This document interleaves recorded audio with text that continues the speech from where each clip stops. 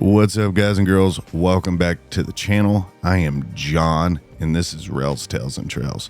So I put out a video covering the basic railroad conductor jobs. If you're thinking about joining the railroad, you're about to be, you're going through the application process, you're about to start training, or maybe you just got out of class and you're still trying to figure things out a little bit. Well, today I'm going to cover yard jobs, and I'm going to go a little bit more in depth because they vary from railroad to railroad, and so what I go over I'm going to cover a couple of different railroads, show you some stuff on Google Maps of places I've been to, but kind of what a yard job is, different locations, railroads, things like that, and what the purpose being a yard conductor is all about. So with that in mind, let's hit it up.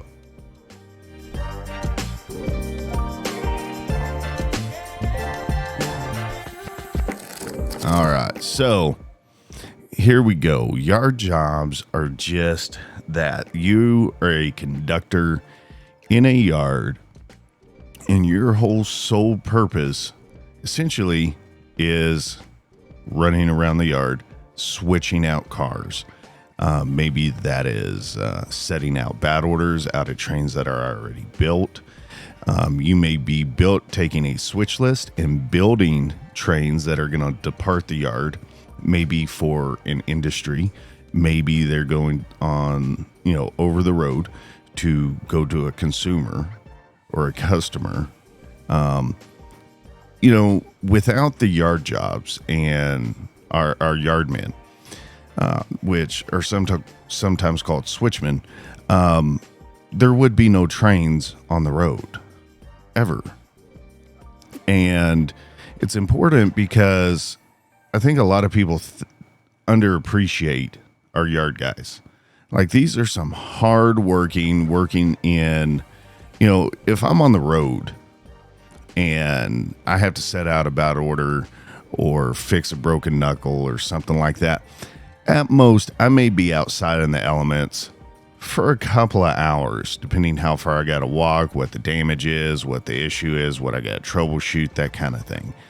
These yard guys, the vast majority of them, rain or shine, are out there in the elements for at least 8 hours, sometimes 12 hours, whether it be the blistering heat, like one of my buddies works out there in San Bernardino, and that gets hot as hell out there, to working up in, Chicago, to where, -40 during the wintertime. A lot of these guys don't even blink at it, and they're out there working. And they're switching these cars, they're setting out bad orders, they're building these trains, they're linking up air hoses, they're throwing switches. Like, these guys, we would not have trains on the road if it wasn't for these guys. And I think they're often overlooked and underappreciated for the work that they do, because, these guys are good at what they do.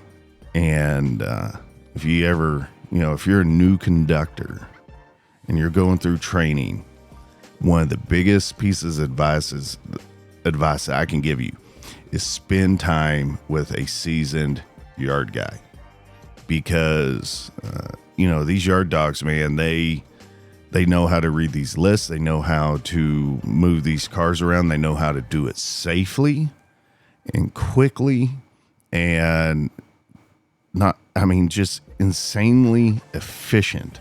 Like, these guys got a skill set that, well, quite frankly, is pretty badass. And so if you're a new guy, learn from these yard guys, because if you end up on an extra board and you're doing, over the road runs, and you end up having to switch something out, put your train in compliance, set out bad orders, fix things, do power moves, the experience and the things you learn from these yard guys will save your ass. I can't stress that enough. And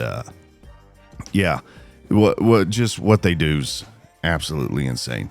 And guys, before we go any further, check out our link tree, link down below in the description. Also, throw us a like and subscribe if you like the content I put out here. It helps grow our channel and get information out there. And it's not all about bad news. Try to just get the good stuff out there to you guys as well. So with that said, I want to show you guys. So like I said, yard guys work in a yard. Now these can vary from just a few tracks to things like in Argentine that are just, good Lord, they're just massive. Let me see here. I'm going to bring this up. And where did my Chrome go? Okay, so let me fix this real quick. This is kind of embarrassing here. Let's see there.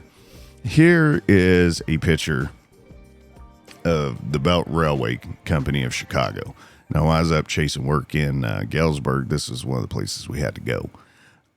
It is a classification yard. It is a massive one. It's a joint operation between BNSF, CSX, NS, bunch of big railroads. And essentially, trains come into this yard, drop off cars, and then it is up to a bunch of switchmen to shoot these things over what's called a hump. And let me bring this up over here.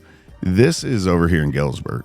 So this is looking at the pole end of the track. Over here, there's a literal hump. I think they got a picture over here on BNSF's website. Here it is, over here in an Argentine yard. This is a classification yard. These things get massive. This is a huge, huge yard. And essentially what happens is these trains that bring in these cars will park them out here in the yard, and then a switch crew will go over here. And I know it's kind of hard to tell. Let me see if I can do this here. Whoop. There we go. Getting a little bit bigger there. So if you follow my arrow, they'll come over here. Switch crew come over here, typically on an RCO job. So they're controlling things by a remote control box. And they'll pull a string of cars out, and they'll line it up here to the hump yard. Well, up here at the hump yard, there's a computer and usually an operator inside, and then a guy on the ground. They will back these trains up this hill, these cars up this hill. And what'll happen is this computer will tell this conductor down here on the ground, this switchman, which car to pull the cut lever at. And that computer and that operator will automatically line all these switches and control the speed of the cars as it rolls down the hill and sort these out. And essentially these tracks will be combined to make multiple trains to go to a certain destination. And so this is called a classification yard or a hump yard. And I mean, as you can tell, this, like I said, Argentine yard there in Kansas City. I mean, this place is just massive. Massive. They switch hundreds and hundreds of cars a day per shift, and it's actually pretty impressive. And just remember, these big old freight trains, without these guys and these switchmen out here doing this job, we just wouldn't have trains on the road. Goods wouldn't get moved. We wouldn't get paid. We wouldn't have benefits. We wouldn't have a job. And so this is kind of really the birth of freight trains. Now, most everything can be switched through these hump yards, but there are some hazmat and certain type of car types and load types that you can't shoot through the hump. One of those would be like these right down here, these vehicle cars, loaded vehicle cars. I have seen pictures of it where somebody's kicked them too hard, or back in the day somebody shot it through a hump yard. And they made that hard joint down there in the classification tracks, and out comes flying some vehicles that got shit out of the vehicle cars. So yeah, not everything, most everything, but not everything can be shot through the hump yard. Yeah, I know that sounds kind of funny. It's funny to talk about it, but I won't want to be the one on the ground for that one. So, like I said, these things get big. When I went up to Galesburg, one of the places we had to go was this place right here, Belt Railway. I kind of mentioned it just a little bit before. And I'm going to show you now. These are all tracks. and they're massive. Like, you got the East End receiving yard over here, classification yard. Now, most yards have one hump. This place is so damn big. Like, you walk into the command center, and I'm going to zoom in here, but this looks like a road bridge right here. This isn't. This is actually, when you come out of the mechanical area right here and you take this switch, okay, right by the command center up there. When you bring your train down through here, this is actually a tunnel. This is a hill. This is a bi-directional east-west hump yard. They got 2 of them. And this is actually a building where the switch operators and whatnot set up in here. And, I mean, they shoot these things down through here. I mean, you can just see how many tracks that is right there. And then once these things get built, switch crews come over here and pull them out and bring them in here to these departure tracks out here. And they'll air test them. Now, when I would come in to get a train, you know, typically our power was over here by the roundhouse. We'd come in, go check in with the command center and the train masters over here. Go get our power right over here. And we'd come up. This is what they call the main line right here. It's not actually a main line, but it's a main line through this massive yard. Come down through here, get out of the diesel shop area, check in with the West End train master, and we'd eventually come on down all the way down over here. And this is what they called the high side right up here and low side. And we would come over here, bring our motors all the way down through run through a track of some sort.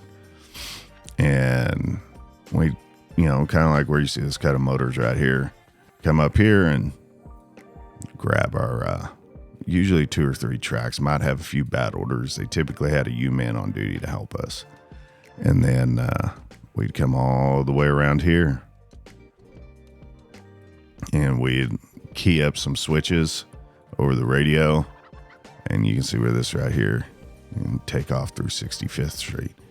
Now, but usually by the time you got your train all put together, you would try not to block this street right here, but man, sometimes it happened. Those guys people out there in Chicago get pissed when you block their streets. Ooh, man, they get pissed. But anyways, that's a picture of a classification yard. And so, you know, as a yard job, you know, no matter whether you're in something the size of Galesburg or BRC, or, you know, you just got 5, maybe 10, 15 tracks there in your yard and they're all hand throw switches. Your job as a yard guy is to build these trains. And I know I kind of rambled on about that, but, you know, that's your job. And these guys typically have a set schedule unless you're on the yard extra board. And so your job is you're building trains, you're switching out cars, you're classifying cars, you're, you know, getting these trains ready to go to, and to make sure these cars go to where they need to go for the consumers and the customers. So guys, I hope that helps break down yard jobs a little bit. I know a lot of guys from my class that hate being on the road and they love being out there in the yard. They love the yard work. And I know, kind of as being a new conductor coming out of class, you know, you kind of want to shy away from the yard job. Guys, if you have a chance to jump on a yard job or yard extra board, your first 6 months coming out of class, the skill set you get from working with these experienced yard guys will save your ass in the long run being out there on the road. And honestly, guys, you can make some pretty damn good money out there. And most of the time you get a lunch break. So there's that too. And most of the yard guys are pretty laid back guys. They, you know, their mentality is let's get out there, let's get our work done, and let's get our quit. And, you know, they do their job and they do it well, and they know how to work around these cars safely. And guys, if you have a chance to learn from them, I highly suggest you do so.